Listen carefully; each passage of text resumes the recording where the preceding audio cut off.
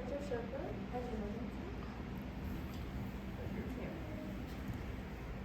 So thanks for coming. My name is J.Bhattacharyya, and I'm here with my father, Dan Bhattacharya.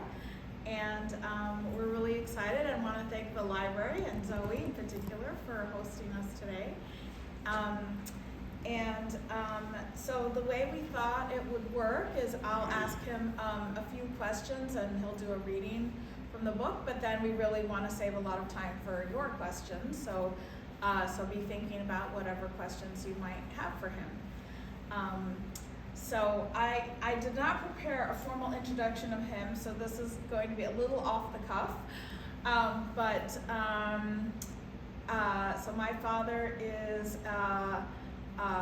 was a professor of political science and community development for many, many years, and we'll hear about his life story in a minute, but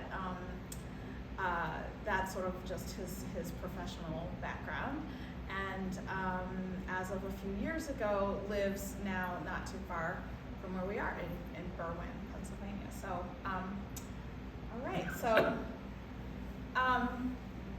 So I think let's start, if we can, with sort of the central historical event that this book kind of covers, which is the Partition of India.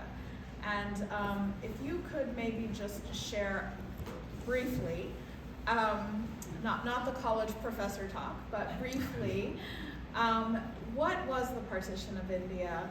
When did it happen? What are sort of just the basics of that historical event? Thank you. I can do that. Thank you, Devi. Partition of India took place soon after the Second World War ended. 1947 is the year when it happened. And the Indian subcontinent, we call it, was divided into two separate countries. One remained India, and the other became Pakistan, the new state that came to be in 1947. And the principle for the partition was communalism. That is, the areas that were predominantly Muslim was going to be constituting Pakistan, and the rest of the Indian population, which are Hindus, Muslims, Christians, Jews, Parsis, and so on, would remain in India, Buddhists and all, and everybody else would remain in India. So the Muslim majority areas were declared to be two. One is my province, we call them at the time, which is known as Bengal. And Bengal at that time was the largest province in India, undivided India. And the eastern part of Bengal was found to be predominantly Muslim, majority Muslim. So that became, therefore, Bengal was divided, and the eastern part of Bengal became East Pakistan. And in the northwestern part, near the Afghanistan border, they are found to be predominantly majority Muslim area, and that became West Pakistan. So these two wings of India became Pakistan, and the intervening distance between West Pakistan and East Pakistan was roughly 1,000 miles, but that constituted Pakistan. When Bengal was divided in 1947, I am a child of the victims of that division. Because we were Hindus, it became increasingly more and more difficult to live there, to continue living in East Pakistan, which became predominantly Muslim majoritarian. We did not experience a lot of violence, my family at least, we didn't violence, but there's a lot of subtle hints that we are no longer wanted there, even from friends and close friends. So we left gradually from 1947 onwards. Over the years, my family continued left, and we came to India. And there's a lot of literature on India's partition, a lot of movies and stuff like that. One of the major events, a lot of bloodshed, some You can pick your number. Millions of people were killed and died in many ways. It's one of the biggest calamities in modern world history. That's what I'm a child of that of that event. So that's the background, if you like.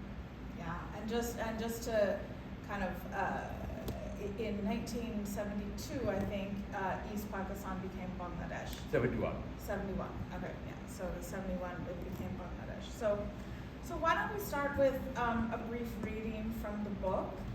If you want to read the passage from the prologue, so people.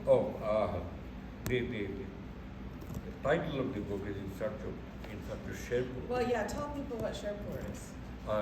Sherpur was the name of my hometown. Its official name is Sherpur town at that time, but we natives called it just Sherpur. And it's very close to the India border of Assam and Meghalaya. Now it is Meghalaya. The hills of Meghalaya, the Garo hills, you could see from my house a blue, misty color in the far distance, and you could ride a bicycle to that place. And in fact, I did even at some point. I did bicycle to the India border. That's a different story. Maybe I'll tell you now. It was quite funny. This was in the 50s. So I go to the Pakistan border, Nakugaon, and there's a post there, and you show your passport and you exit Pakistan. And there's a little creek. Go to the other side, that's India, and they give you a stamp enter. Then I immediately exit, where I try to extend the period of my sister's visa. For each entry you can stay for 6 months more. So I exit India, then exit stamp, come to this side, it's Pakistan entrance. And that was the way it was.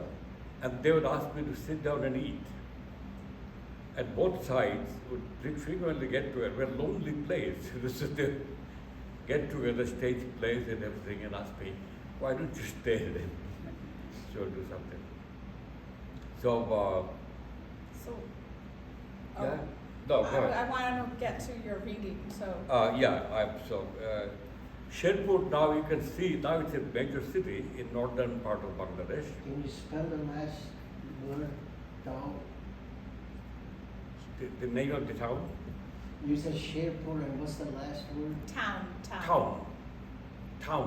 Okay, town. T-O-W-N. Yeah, because there's a Sherpur in Punjab also. Oh, yes, yeah. And That- we're very close to that. Oh, okay, that's, yeah.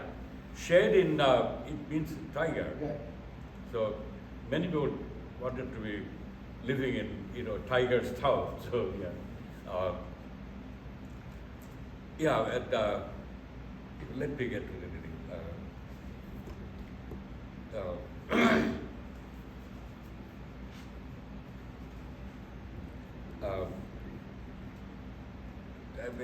I'm trying to looking for a home. I was driving to St. Louis, 100 miles away. I needed green chilies. And it was not to be had anywhere in Carbondale, home of the Southern Illinois University, my employer. This humble fruit, essential to the Bengali palate, was absent from the supermarket's vast array of fruits and vegetables. And I was determined to hunt this down. There is a rumor that the Soulard Farmers Market in St. Louis had it. With deep concentration, I was heading to it.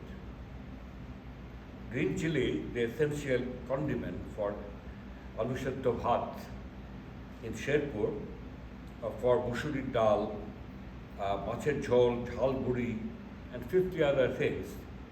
There could be no home without a patch of green chilies. My own childhood recollection of this substance is not all of joy and bliss, however. One winter morning, eating breakfast in the kitchen garden, I bit into one beautiful golden number and screamed in pain. My elders, who had neglected to caution me, got into trouble, and my incinerated tongue was treated with slabs of butter. Another near-death experience happened in the bazaar. Dhruv, a cousin, was visiting from our ancestral village. He was older and a rascal. We were just wandering around. He stopped by a vendor selling chilies from Baliajuri near Mymensingh Rangpur border, famous for its slender, intensely fragrant golden green variety. There were sacks of them. He ate one and asked me to eat one too. Eating chilies was one way to become a good swimmer, he said. He was a terrific swimmer, and I beat him to one, and he had to carry me home. But no matter, chili was comfort. Chili was home, like good pungent mustard oil. Let me read a little bit. Okay. I often wonder what if we didn't have to leave Sherpur. We'd have a home. I would build a larger house with more modern amenities north of the town. I would spend long holidays and a retirement life there. Our friends and relatives would come with us tramping around Sherpur or in the hills up north. What if? Thank you. So one of the stories that you write in this book, and actually that I heard about growing up a lot, was the story of your library. And it seems especially appropriate, since we are in a library, to hear a little bit about the library. So tell us, what was the Chandra Kumar Library? How did it work? Tell us about the library. You don't have to do the reading, but just tell us about that library. We used to get lots of books. My father, he was a pleader. Pleader is a kind of lawyer at a very small law civil court. And he was a member of the Ramakrishna, local Ramakrishna mission. It's an important figure in India's cultural and religious history. So he housed in our house a Ramakrishna Centennial Library. So library meant not this, but 3 or 4 almirahs, we call them, cupboards, containing books on Ramakrishna and Hinduism, India's history, spirituality, philosophy, and all that kind of thing. So we housed it, and we children have no access to it, but we could ask somebody to get it. And they are beautiful books. I remember one was Our Oriental Heritage, a whole series of books, beautifully produced, with fantastic photographs. I'll come back to it if I get a chance later. So that was one we called it a library.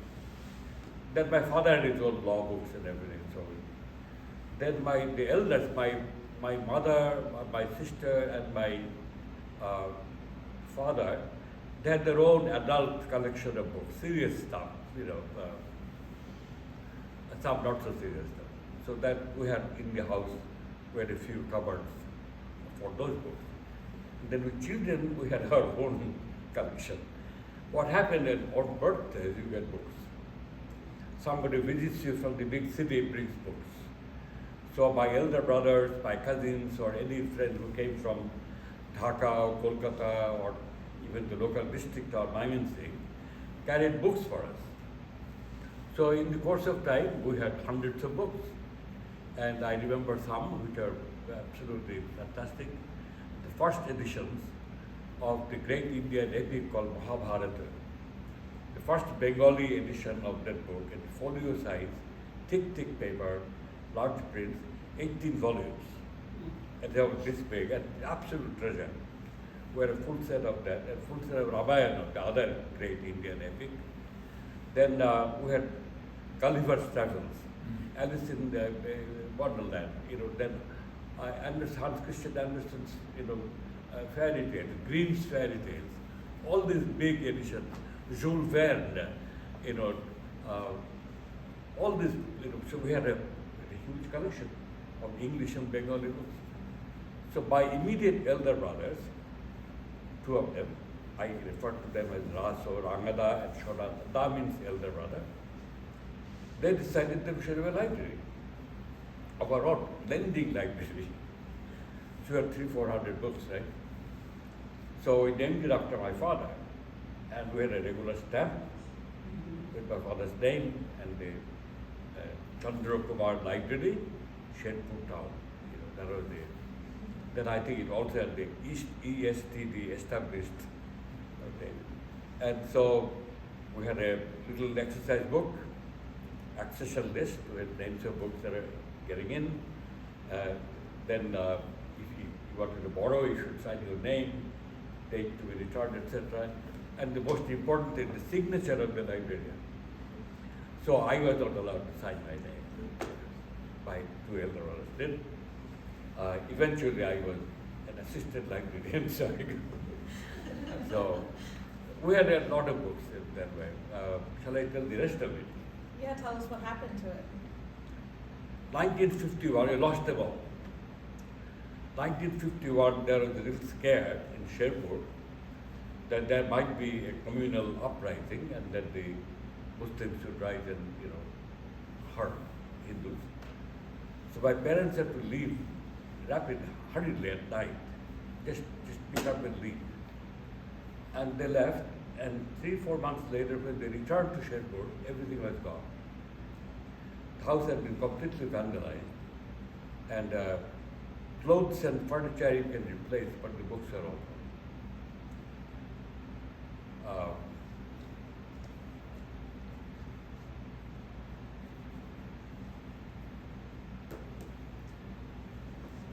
So, one of the things that, in fact, why don't we go to the next reading, okay? Which is about the power of tea in social change, which is, I think it's just a remarkable story of tea coming into Sherpur. There's water if you need it, yeah.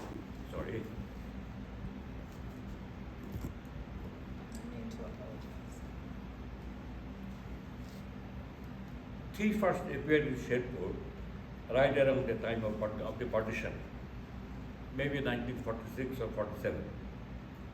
A massive crowd in front of Kupia's cycle repair shop, a large brass drum or an X-shaped frame. There was a nozzle near the base. With a twist of the nozzle, a man was pouring steaming brown liquid into clay cups. It was called cha, and it was free. It prevented malaria. It refreshed and energized the body. Later I saw an enamel billboard at the train station, picture of a contented bearded man pouring the tea from a steaming cup to a saucer. The slogan read, "Cha prevents malaria." Mao was outraged by the free distribution of tea. It's a ploy to get Sorry, people... and Ma is mother. Ma is mother. It's a ploy to get people addicted.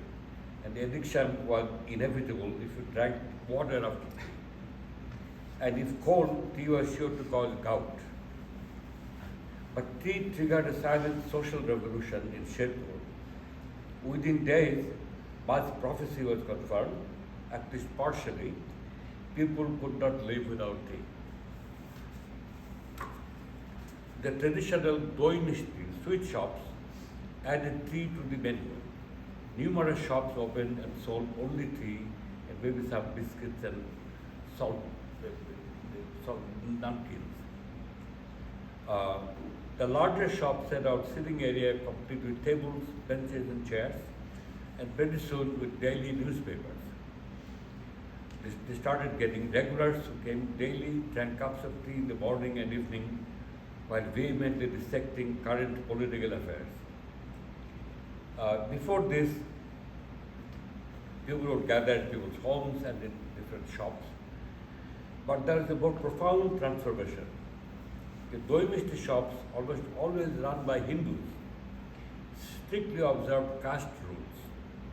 non-Brahmin customers had to wash their dishes, and Muslim customers did not enter the shops. I'll tell the anecdote here. The tea shop, in contrast, observed complete secular equality. Everyone could walk in, eat something, drink tea, or just sit and spend hours reading a newspaper. The contribution of tea shops to social and political change by expanding secular public spaces in Sherpur and numerous other small towns remains to be investigated.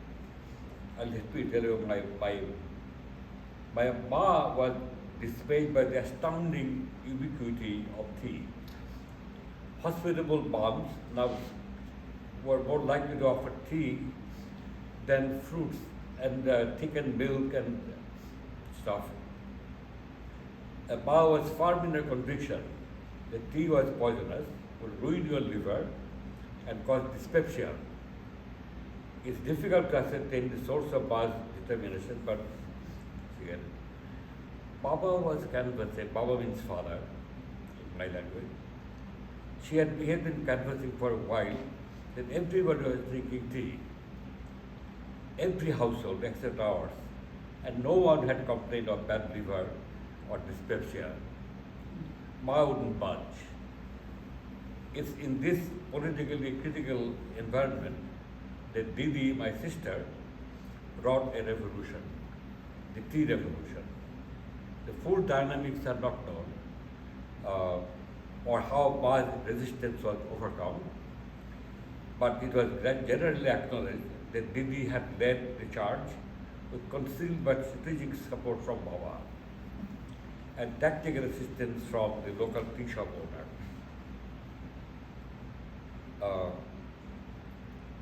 Just one more time. The year was 1948. A complete tea set arrived in the mail, the color of young shoots of banana leaves. Then came a round tin of Lipton's Green Label tea. The whole world became aware that we were now drinking tea. The spreader of this news, we came to know eventually, was Baba. No matter what the gathering, he would maneuver the conversation towards tea. The tea this morning was delicious.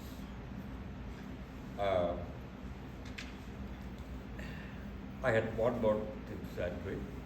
Ma did not give up.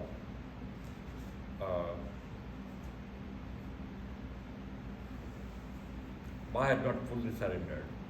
She would prepare Baba's cup. This would be mostly freshly boiled milk with some tea for color and plenty of sugar. Baba was ecstatic. The tea this morning was fantastic. So I have one more question for you, and then I want to open it up to make it more of a conversation, and so be thinking of your questions. So my last question is around your mother, and you just mentioned her, and sort of there's many of the stories in this book are about her and about how she sort of managed the change and all of the changes that were happening in the society. So could you talk a little bit about your mother? I need more. What should I say? I mean, what? Well, just her role as sort of the head of the family in one way, and not the head of kind of gender roles. It's typical, I think, in many parts of the world. The house. My mother didn't work in a formal sense. She ran the home. My father was he earned the money, but he didn't manage anything. I remember that money was always given to my mother. My father, I don't have any idea of how much he made or what was happening to the money. My mother controlled everything. And she ran the household. She decided what would be cooked, who would do it, and what would be bought. Our clothes, our shoes, everything. And the entire household was run by her, and she was very hardworking. She would be the first person to get up in the morning. That's about 4:35, and sometimes even before us, the children would like to get up very early so we could go gathering wildflowers. This is something very. So we had a prayer room. In every household there's a prayer room with some images of gods. And they had to be worshipped daily with flowers and sometimes fruits and everything. And this worshipping is mostly done by mom. My father would sometimes show up, but not really. But my mother would do that. And we children would bring the flowers. So every morning there would be a competition in the neighborhood of children running in the morning and still not light, screaming and squealing and going raiding people's gardens, while pushing them things for flowers and bring them home and take them close to the prayer room and leave them there. And then we brush our teeth and sit down to our homework. School began at 10. So we did our homework in the evening and also in the morning. So, but this whole show was done by her. Central figure. We had some servants administering them, taking care of them when they became ill. She would personally go take care of them. She would even stroke their hair. I mean, this is very unusual in the Indian caste social system. She would sit by them, and she was very, very central. Yeah. And she found a way to earn some money at one point, right? Didn't she have That was after my father died. My father had been selling we had some land property, agriculture, farmland, very small, there's nothing, you should not say farm, with lots of land. But it provided our household needs for grains, rice, lentils, some fruit, some vegetables, and all came from the fish, came from our land. And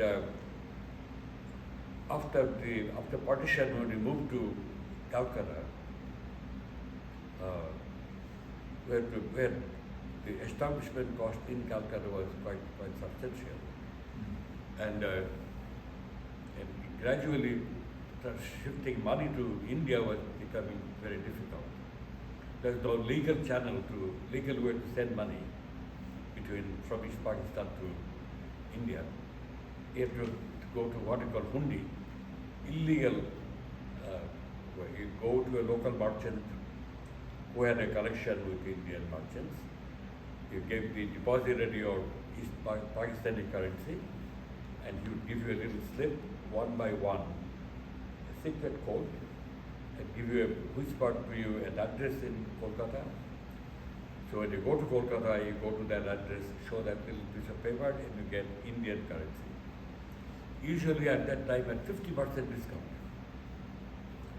So if you gave 100 Pakistani rupees, in India you got 50 rupees. So he was selling his land to cover for our expenses in India at that time. And your brothers were in college, right? My brothers were, no, at that time, no. They were not working for money. They were working for the Communist Party, they say, in organizing capacity in various ways. But they had no income. The second brother was in jail actually, as a revolutionary. He was rounded up in 1948 and spent 4 years in prison as a political prisoner, which is a grand thing, by the way. And during the British time, to be a political prisoner is to live in luxury. No. It really was. And, he came out looking fantastic, 1952. But anyway, we had no other source of income. So we three brothers and my only sister, four of us, were living in Kolkata, India at that time. So anyway, then my father died in 1954, November 1954. And then it became very difficult to maintain us in India and then Sherpur. And Ma never complained. She started a farm of supari. Supari is they call betel nut. It's used in pan. And pan is a green leaf that is chewed in various parts of the world. You take the green leaf and add pieces of this nut, then some smear of lime, snake slime we call it, and then you chew it and your mouth becomes red. It's slightly addictive. And it's very popular in Southeast Asia, in South Pacific Islands, and all over the Indian subcontinent, you know. So that Erica nut is very popular. It's a market for it. And I went home from Kolkata during vacation, and I see hundreds of these supari plants all over the house. She has started planting these nuts. So because the tree will grow and then they'll produce these nuts, and she could sell them and have some income, which she started getting. In I think 2-3 years, she never asked her children for any money. They became dependent on us. But she became independent, if you like, that way. That was how you taught me. Yeah. Well, so I would love to hear your questions. So, what would you like to know or ask? Yeah. Yes. It's kind of a two-part question. So the first part is, what inspired you to write the book? And the second part is, how long did it take you, and was it an easy book to write? A little bit of the mechanics of how you went about writing the book. What was the first part? What inspired you to write the book? What Yeah, prompted you to write the what book? prompted you to write? Oh, okay. Two things. First of all, this person here and her younger sister, they would ask me questions about this and that. So that was one thing. That was the first inspiration. And secondly, I thought there is some story can be told. So I decided to do it. And I wrote it in fits and starts. I don't know how long it did take. Few months. Well, you started it in Bengali, didn't you? Yeah, I started in Bengali, and then my siblings were getting old. My sister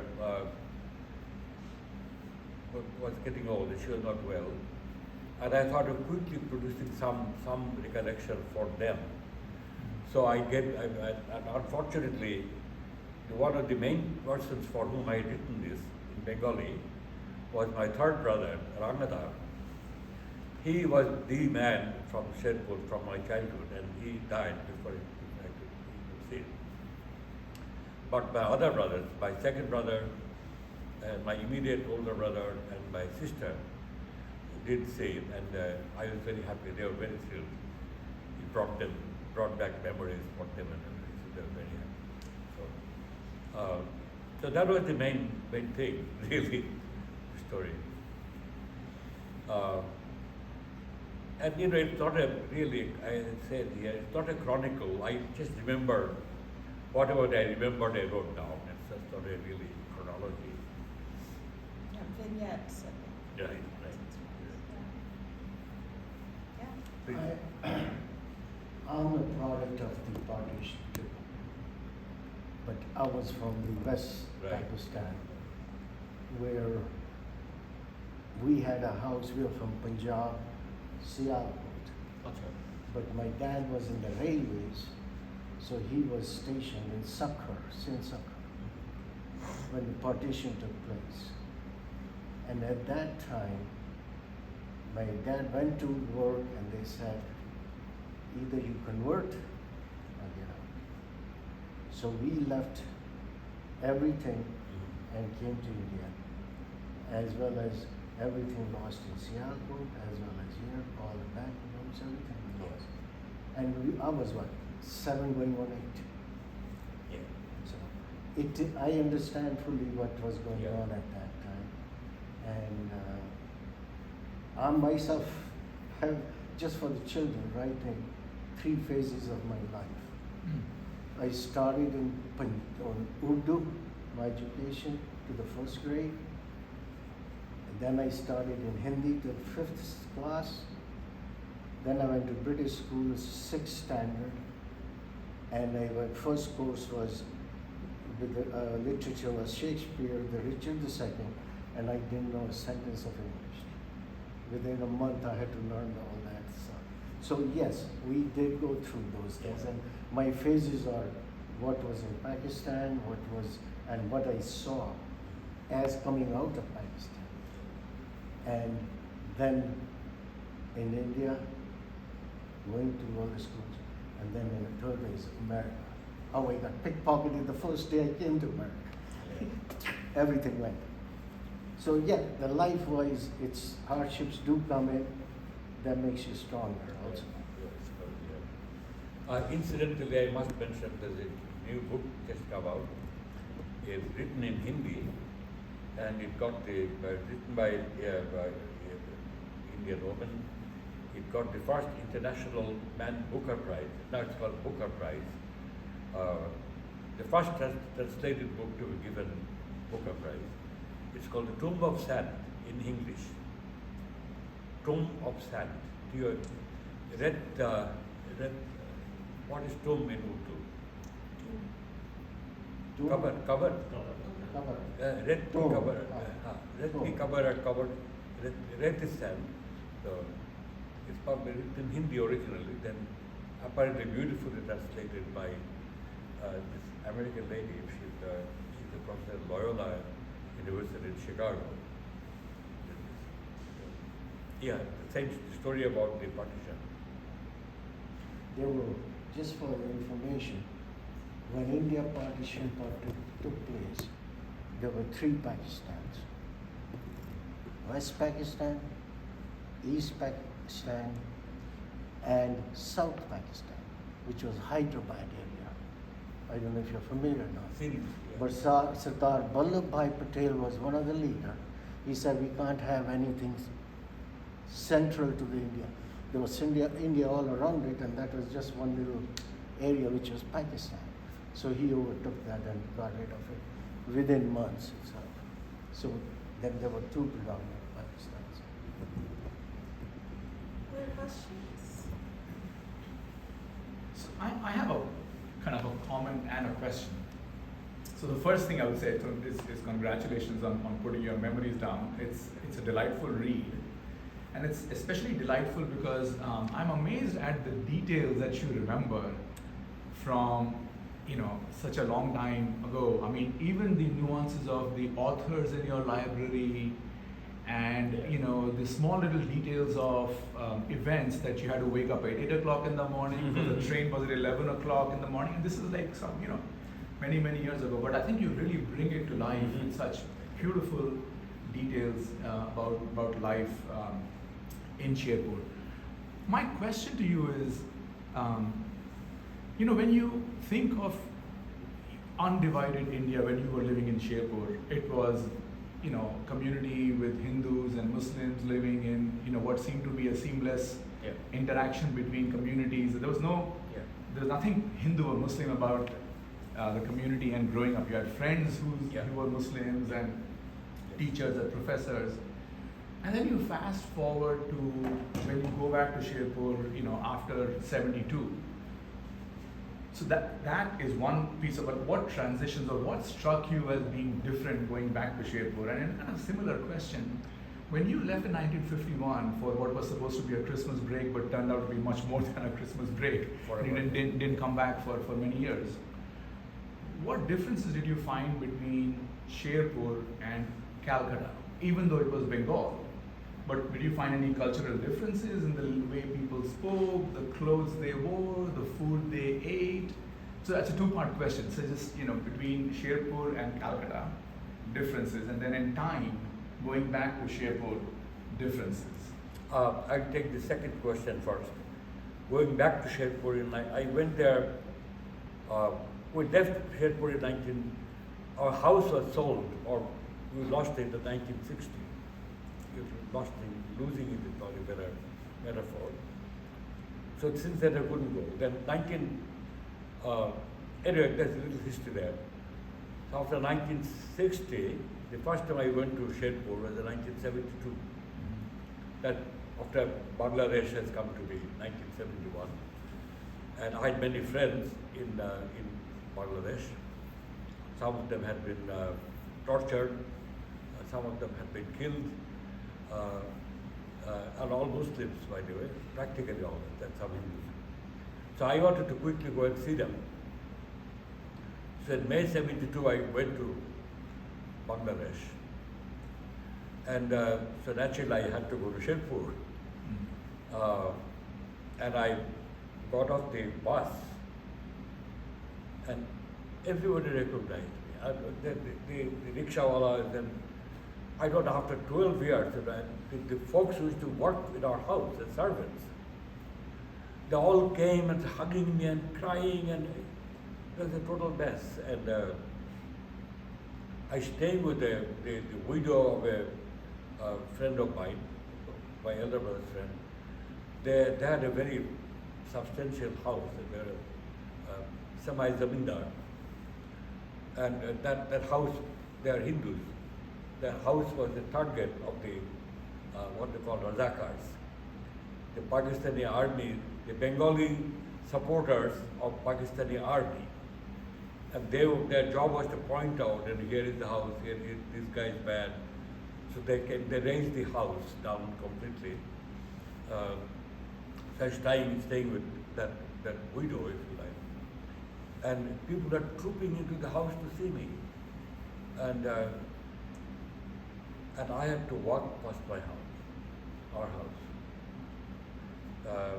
to go places. And I didn't want to look at it. This is very funny.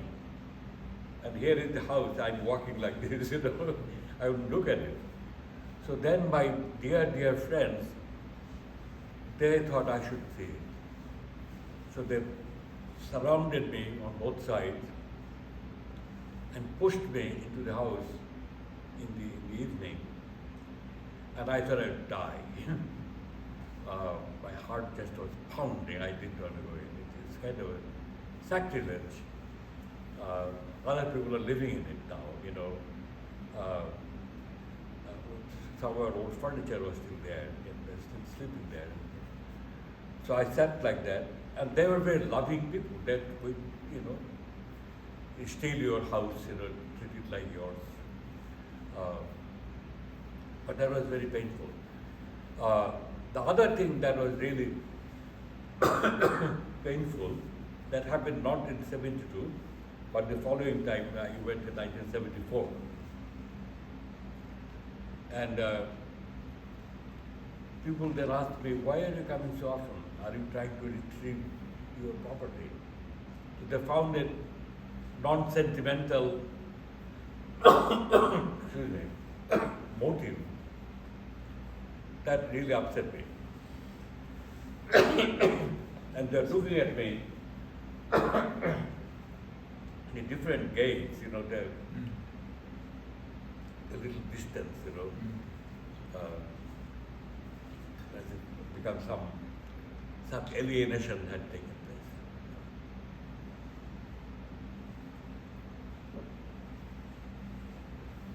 Kolkata, your second question, was in a way it's a transition because you're all Bengalis, so on. Kolkata at that time predominantly Bengali, and we spoke the same language, but we did not speak the same language. Kolkata language is West Bengali language. It's a different dialect. Michael would recognize probably some, from different parts of Germany. And they thought we were rustic. Kolkata people, they are the sophisticated urban people. and we were called Bengal, rustic people. It was not quite there, and they would make fun of our accent.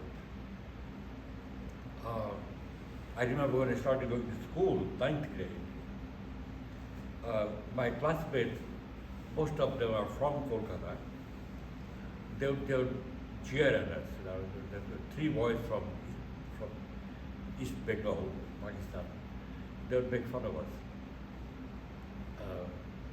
Even in the shops, bazaar shops, they would make fun of us. They'd say, So that was difficult. There are also cases of assault.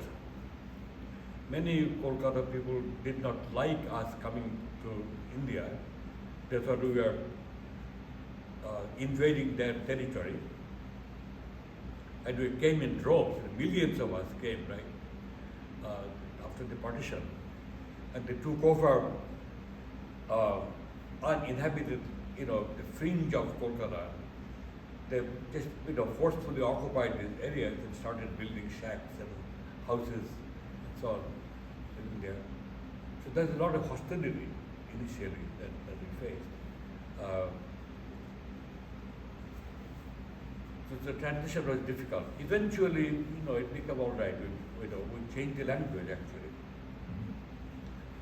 There's a subtle change in standard Bengali language, which is based in the dialect of near Calcutta. The arrival of all these East Bengalis there introduced subtle changes in the accent and the vocabulary in the language, and that has become permanent. And also, eventually, this is a continuation of the same thing. West Bengal politics is now dominated by Bangals, except for the chief minister. The rest are all. Jyoti Basu was from Dhaka. So, I think, did you have a question? I know there's no simple answer, but what I'm inferring here is that with partition, there was a simplistic division because of religious affiliation. That there was a simplistic division of the subcontinent based upon religious affiliation. Yeah, I agree. And it was done very in a hurry. I mean, there are stories, probably true, that the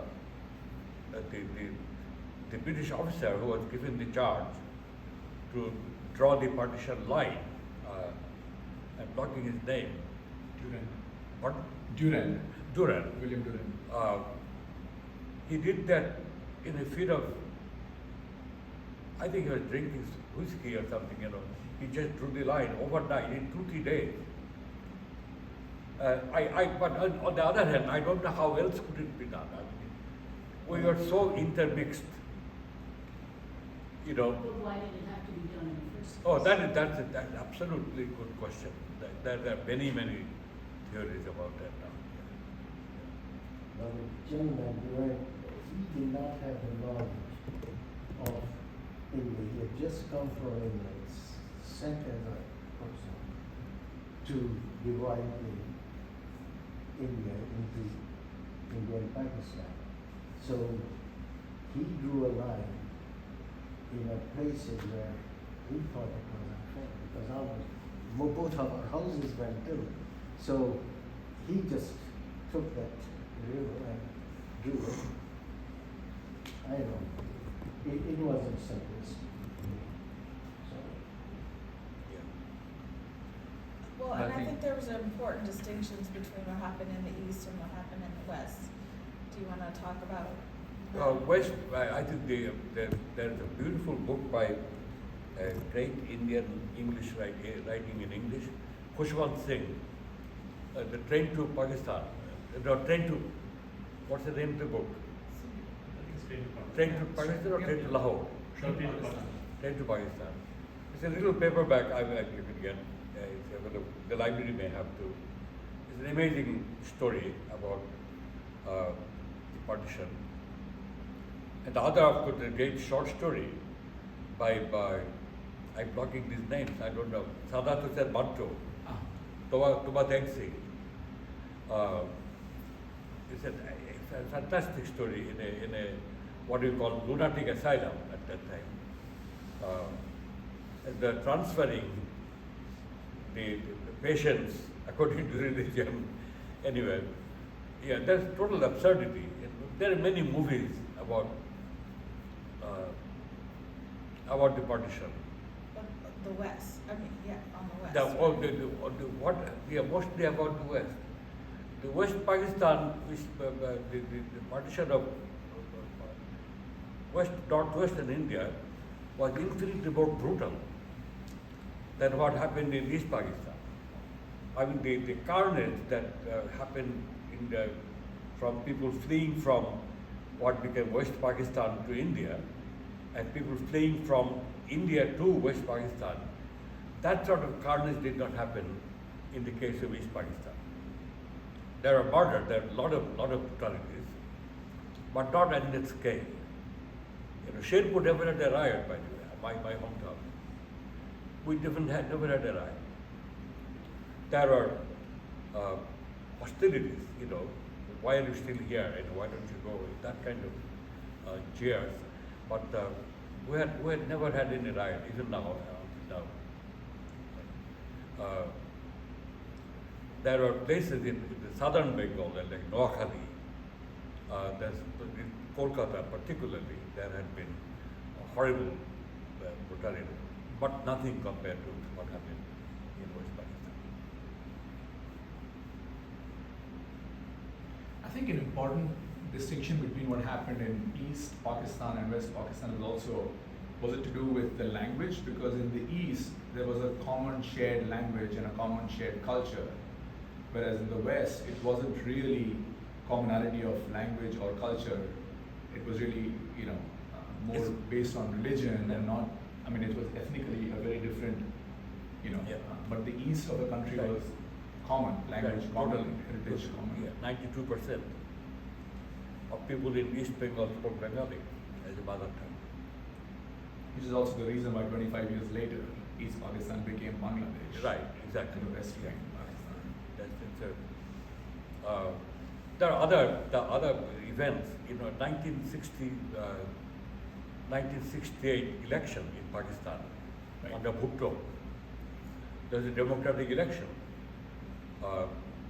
to elect the Pakistani members of Pakistani parliament, and in a fantastic thing Bhutto never imagined would happen. Bengalis were a majority. 1968, United Pakistan, the Bengalis became majority. So, Mujibur Rahman, the Bengali leader, would become the Prime Minister of Pakistan. That freaked them out completely. So, Bhutto did not accept the results of this election. And that provided the impetus for the whole dynamics that started, splitting up Pakistan. There are many other ethnic problems. The Baloch and the Pakistan politics dominated by Punjabis. They are the most powerful group in Pakistan. But the language is Urdu. Urdu is not a Pakistani language at all. Urdu really came from central India, from Uttar Pradesh. And they Urdu is Persian and Hindustani. Yeah. Mixed together. Right. So then the elite of Pakistan are Urdu speaking. They are not Punjabi speaking. They are not Baloch speaking. They are not, other various languages are spoken there, or Sindhi speaking. There is a huge problem right now because of this. Anyway. think we have time for one last question, if anyone has a question. Michael. Is there a modern movement for reunification of some sort? No, in not Bengal? really. No. No. There's some sentimental, especially in Bengal. Bengalis are sometimes ridiculed as being sentimental people. Some, once in a while, there is a talk about it, but nothing seriously. You're talking about reunification of Bengal, or of, Yeah. No, it's not going to happen. It's too late. One last comment, if I may. Picking up on what you were saying, Korobi, as I read the book, I was fascinated by your mother and her courage, because she went back to your home, ancestral home, to after the 1951. The home was vandalized, but she went back. Yeah. Even after her husband died, she continued, and the children had left the nest and they were in Calcutta and other places. She had a Pakistani passport, and she Yeah. was living in what seemed to be, I guess, increasingly, I don't know, hostile or, Yeah. not as familiar circumstances. And she fended for herself. Yeah. She, did some farming, and but she stayed. She went back and she stayed till. She hated Calcutta. She did. When she came to Kolkata, and we lived in a little house, little apartment, and which she referred to as boxes. And you buy rice, you buy vegetables with cash. I mean, this is unthinkable to her. And there's no space, and our children go to work, in the morning, come back in the evening exhausted, and there are all this huge traffic. There might be accidents, and they might die. She had a horrible time. We forced her to come. She did not want to come. In 1960, 1959 actually, she was living alone in the house, and there were some murders in the neighborhood of people living alone, like my mother was. So that prompted my elders to go and force her to come to Kolkata, and she was forced. She did not like to be there at all. Were any of the neighbors there? Hi, pardon? Were any of the neighbors there? When she went back? any of the Did she find neighbors, any of the neighbors? or In- any of the neighbors in Sherpur there? Our house was not, we didn't have any immediate neighbors. I didn't understand the question though. Just were any Did of the she find neighbors? any of the neighbors, When she went back, when she went back? No, there are no Hindu neighbor. No, and that's the reason why I think oh. it Right, was it takes a so lot of courage to do that. brave and courageous of her to. No, she knew many people knew her. Like when I would visit her, during school breaks, college breaks, I'd go home, and only me and my mom, and she was a widow, which meant she could not enter the non-vegetarian kitchen. Hindu widows have this problem, and she could not see me eating vegetarian food because Non-vegetarian. she could not feed the non-vegetarian, but she could go to the non-vegetarian kitchen. But I had to be fed fish, right? So she would summon people. She could call people, and they would all come immediately. She would send people to go to the bazaar to get fish for me, cook for me, that kind of stuff. She had that kind of support. I see. She could call on. But bottom line, she was alone in the house. And anybody could walk in. There's no real security, right? But she preferred that to living in Calcutta, dependent on her children. She never. When you went to visit East Bengal, were there any restrictions put on you, or were there any police or anything No. accompanying No. you at all? But no, nothing at all. Contrary to West, it is. That's right. West Pakistan. No, we could you could get a visa for 6 months at a time, for 6 months stay, extendable So you get a visa for 6 months and go there and come back. That's good. No restriction. So I think we have to wrap it up, and I want to thank all of you for coming. I want to thank you for writing such a fabulous book. Thank you so much. We do have books for sale in case anyone is interested. And By the way, about the sale, the money from selling this doesn't come to me. Every single penny will go to an Indian charity. So it's $12 a piece. yes. And there are plenty of bookmarks if you want a bookmark. So thank you very much, and thanks again, Zoe, for hosting us. Joey, thank you so much. Yes.